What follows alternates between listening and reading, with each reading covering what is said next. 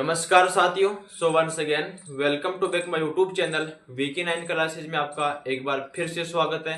बात करेंगे आज के इस वीडियो में बात करने वाले हैं जो आपका क्लास 10th मैथ्स है, उस चैप्टर नंबर 10 है जो आपका सर्कल होता है। उसके लिए हम एक और बेहतरीन थ्योरम होती है आपकी जो परमेय होता है उसका यहाँ पे डिराइव करने वाले हैं, जिसको बोलते हैं परमेय। आपका 10.1 है जो आपका NCERT 2026 के लिए आपको यहाँ पे ऑथेंटिक कंटेंट है वो आपको मिलेगा। तो यहाँ पे साथ ही आपके सामने 10.1 थ्योरम दे रखे, उससे पहले हमने 2-3 थ्योरम और की हैं, वो भी सर्कल से संबंधित है। तो वो आपका पहले वाला पैटर्न था उस पर आधारित है। आज का जो नया सिलेबस है, नया पैटर्न है, उस पर आधारित है। जो आपका 10.1 थ्योरम है उसके बारे में यहाँ पे दे रखा है। तो सबसे पहले आप देखो कि परमेय 10.1 है, उसका जो आपका स्टेटमेंट है यानी जो आपका उसका कथन होता है वो यहाँ पे क्या दे रखा है।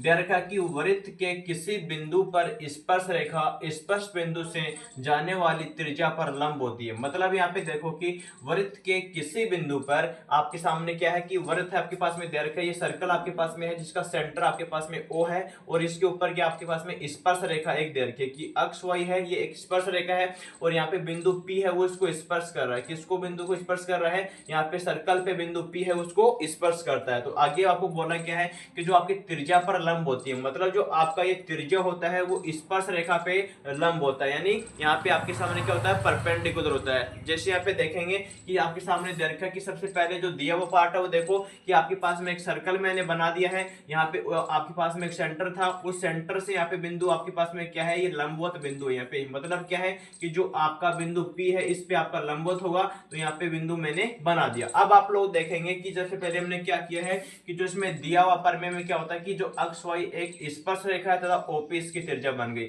ये नीचे वाली क्या आपके पास में कि जो अक्ष Y है वो एक स्पर्श रेखा है, OP इस पे क्या आपके पास में त्रिज्या है जो आपके पास में क्या होने वाले है, लंबवत होने वाली, वो सिद्ध करना आपको। तो यहाँ पे प्रूव करना है, सिद्ध करना कि जो आपका OP होगा, जो आपकी त्रिज्या OP है वो आपकी अक्ष Y पे क्या होगा, लंबवत होगा, वो आपको सिद्ध करना है। तो सबसे पहले यहाँ पे हम रचना करेंगे। रचना में आपको क्या करना है कि जैसे यहाँ पे देखो कि बिंदु आपका O था, आपके पास में स्पर्श रेखा, उस पे कोई एक बिंदु ले लो। यहाँ पे बिंदु मैंने क्यों लिया है और उसके साथ में उसको ज्वाइन कर दिया, यानी यहाँ पे अक्ष Y पर एक बिंदु Q को मिला दिया। मतलब आपको करना क्या है कि आप इसको कब दिखा सकते हैं, मतलब कि ये परपेंडिकुलर होगा। मतलब आपके पास में इस पे स्पर्श रेखा पे कोई भी एक बिंदु ले लो और उसको सबसे बड़ी भुजा दिखाने का प्रयास कर दो। मतलब जो आपके पास में OP होती है उसको सबसे छोटा दिखाने का प्रयास करेंगे, क्योंकि जैसे जैसे ये भुजा इसके पास में आती जाएगी और वो छोटी छोटी बनती जाएगी। लेकिन जैसे OP से कोई रेखा होती है, कोई बिंदु से कोई आपके पास में लाइन होती है,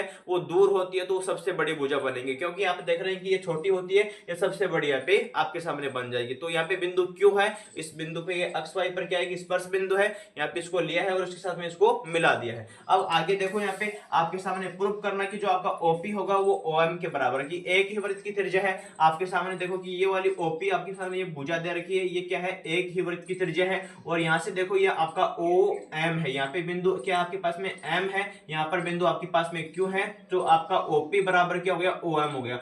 आपके पास में जो OQ होगा उसको सबसे बड़ी भुजा आपको दिखा दो। तो यहाँ पर हमने क्या किया, जो आपका OQ है उसको दो पार्ट बना दिए। एक तो OM हो गया, यहाँ से लेकर कि O से लेकर M हो गया, प्लस आपका MQ हो गया। तो यहाँ पर क्या लिखा है, हमने MQ लिखा। अब आप लोग देखो कि जो आपका OQ होगा वो OM से बड़ा होगा, क्योंकि जो आपके पास में OQ होता है वो OM से बड़ा है, क्योंकि ये M तक तो यहाँ पर है लेकिन ये बिंदु Q और आगे है, तो इतना पार्ट ये बड़ा। तो यहाँ पर हमने क्या बना दिया, जो OQ है वो बड़ा है किससे, OM से बड़ा है। यहाँ पर आपके पास में क्या है, ये भी आपका OM है, लेकिन जो आपका OP है और वो OM के बराबर है, क्योंकि एक ही वृत्त की त्रिज्या है। तो सेकंड कंडीशन क्या बनेगी, जो आपका OQ होगा वो बड़ा होगा किससे, OP से भी बड़ा हो जाएगा। यहाँ पे हमने दे रखा है कि जो आपका OP है वो OM दोनों के बराबर है, तो इस वाली कंडीशन का प्रयोग कर दिया है। ये समीकरण नंबर 1 बोल दो, तो यहाँ पे सामने क्या बन गई, समीकरण नंबर 1 से इसको यूज कर दिया। यहाँ पर आपके सामने OP बराबर क्या हो गया, OM हो गया। तो हमने क्या बोला, जो आपका OQ है उसको OM से बड़ा कर दो और उसको OP से बड़ा कर दो, दोनों से हमने बड़ा कर दिया। यहाँ पर देखो कि जो आपका OQ है वो OM से बड़ा हो गया, यहाँ पर जो आपका OQ है वो OP से बड़ा हो गया। तो ये सबसे बड़ा हो गया है OQ, और OM और OP दोनों क्या हो गई, सबसे छोटी हो गई, और दोनों ही क्या बराबर बन गई। तो हम बोल सकते हैं जो आपका क्या होगा, यहाँ पे अक्ष Y होता है उस पे आपके सामने OP होगा, वो क्या होगा, परपेंडिकुलर होगा, मतलब लंबवत भुजा यहाँ पे हो जाएगी। तो यहाँ पर लिख देना आता है जो आपका ओपी होगा, परपेंडिकुलर होगा, लंबवत होगा अक्ष वाई पे। तो इस प्रकार से आप लोग उसको सिद्ध कर सकते हैं।